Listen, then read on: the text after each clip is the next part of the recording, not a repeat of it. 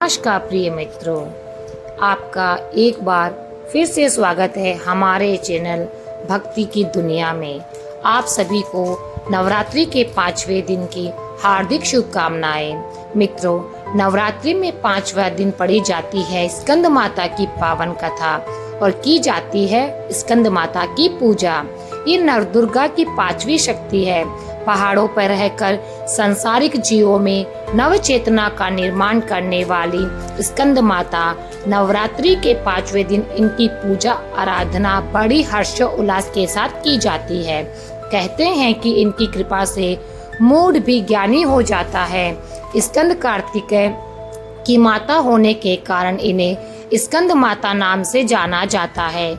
इनके विग्रह में भगवान स्कंद बाल रूप में इनकी गोद में विराजित है। स्कंद माता का नाम 2 शब्दों से मिलकर बना है, स्कंद और माता, जिसमें स्कंद कार्तिकेय है जो कि महादेव और माता पार्वती के पुत्र है।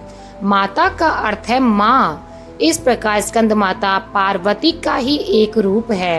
इनकी 4 भुजाएं हैं। इनकी दाईं तरफ की ऊपर वाली भुजा में स्कंद को इन्होंने गोद में पकड़ा हुआ है। नीचे वाली भुजा में कमल का पुष्प है।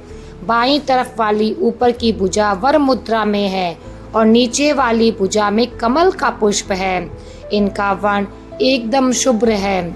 यह कमल के आसन पर विराजमान रहती है, इसलिए इन्हें पद्मासना भी कहा जाता है। इनका वाहन सिंह है। तो सुनते हैं इनकी पावन कथा। स्कंद माता विशुद्धि चक्र की अधिष्ठात्री देवी है। विशुद्धि चक्र हमारे गले के उभरे हुए भाग के ठीक नीचे होता है। माँ स्कंद माता की यदि सच्चे मन से पूजा करें तो विशुद्धि चक्र जागृत हो जाता है। इससे वरी की सिद्धि प्राप्त होती है। माता हमेशा कमल पर विराजित रहती है, इसलिए इन देवी को पद्मासना के रूप में भी जाना जाता है। माँ स्कंद माता का मन पूर्ण रूप से लौकिक और सांसारिक बंधनों से दूर रहता है। स्कंद माता का पूजन करने वाला व्यक्ति और जीव मुख्यतः सांसारिक बंधनों में रहकर भी मुक्त होता है। माँ दुर्गा के स्कंद माता अवतार की एक कहानी है। माता सती द्वारा अपना देह त्यागने के बाद भगवान शिव ने खुद को सजा देने के लिए स्वयं को सांसारिक बंधनों से दूर कर लिया था, वैराग्य स्थापित कर लिया था और एक तपस्वी के रूप में पहाड़ों पर रहकर कड़ी सर्दी में तपस्या करने को चले गए। इस दौरान ताड़कासुर ने एक और राक्षस के साथ मिलकर देवताओं पर हमला कर दिया। ताड़कासुर को यह वरदान प्राप्त था कि उन्हें मारने के लिए भगवान शिव की संतान को ही आना पड़ेगा। उन राक्षसों ने चारों ओर त्राही त्राही मचा दी। आसपास हर किसी को परेशान करके रखा था। इन राक्षसों के अत्याचारों को देखकर सब देवतागण चिंतित हो उठे। भगवान विष्णु ने पास गए और उन्हें अपना दुख सुनाया। उन्होंने नारद जी से कहा कि यदि वे माता पार्वती से भगवान शिव को पति के रूप में पाने के लिए तपस्या करने को कहेंगे, तब शायद भगवान शिव उनसे विवाह कर ले और उनके मिलन से महादेव की जो संतान का जन्म होगा वही ही उन राक्षसों का वध कर सकेगा। इसलिए नारद जी के कहने पर माता पार्वती ने भगवान शिव को पति के रूप में पाने के लिए घोर तपस्या की और उनकी भक्ति से खुश होकर भगवान शिव ने उनसे विवाह करने को तैयार हो गए। विवाह के बाद भगवान शिव की ऊर्जा से एक बीज का जन्म हुआ। बीज के अत्यधिक गर्म होने के कारण उसे अग्निदेव की सरवाना नदी में सुरक्षित रखने को सौंप दिया गया। अग्निदेव भी उसकी गर्मी सहन नहीं पाए, इसलिए उन्होंने उस बीज को गंगा को सौंप दिया, जो आखिर में सरवना झील में ले गई उसे, जहां माता पार्वती पहले से ही पानी के रूप में मौजूद थी और उस बीज को धारण करते ही वो गर्भवती हो गई।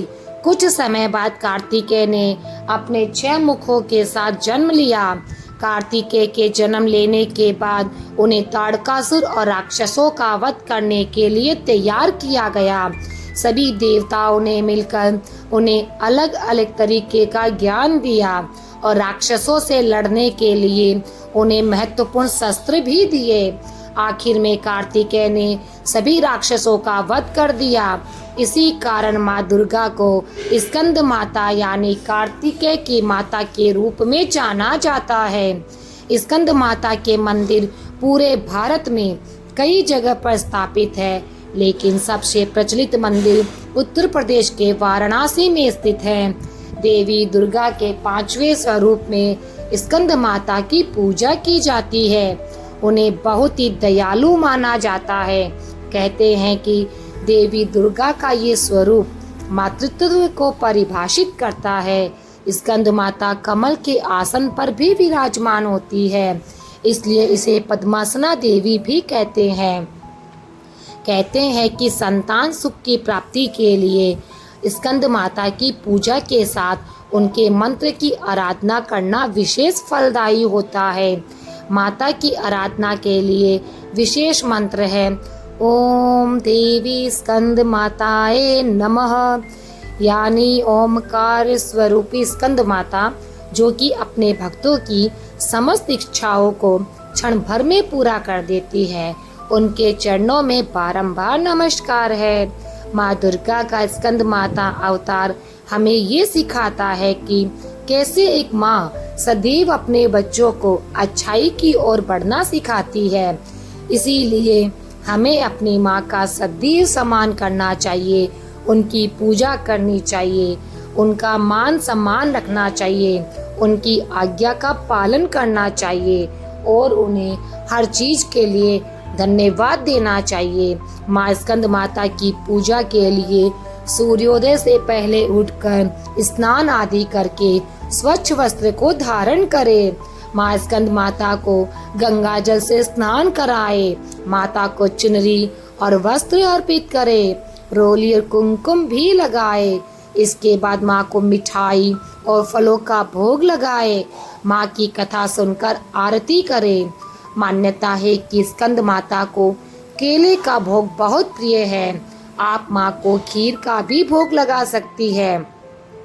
नवरात्रि के 5वें दिन का शुभ रंग पीला और सफेद होता है। माँ की पूजा के समय श्वेत रंग या पीले रंग के वस्त्र धारण करना बहुत शुभ माना जाता है। यह देवी सर्वभूतेषु माँ स्कंद माता रूपेण संस्थिता नमस्तस्यै नमस्तस्यै नमस्तस्यै नमो नमः। तो ये थी स्कंद माता की कथा। आपको ये कथा कैसी लगी कमेंट करके ज़रूर बताएं। अगर कथा अच्छी लगी हो तो वीडियो को लाइक करें और अभी तक मेरे चैनल को आपने सब्सक्राइब नहीं किया है तो आप मेरे इस चैनल को सब्सक्राइब करना बिल्कुल भी ना भूलें। जय माता दी भक्तों।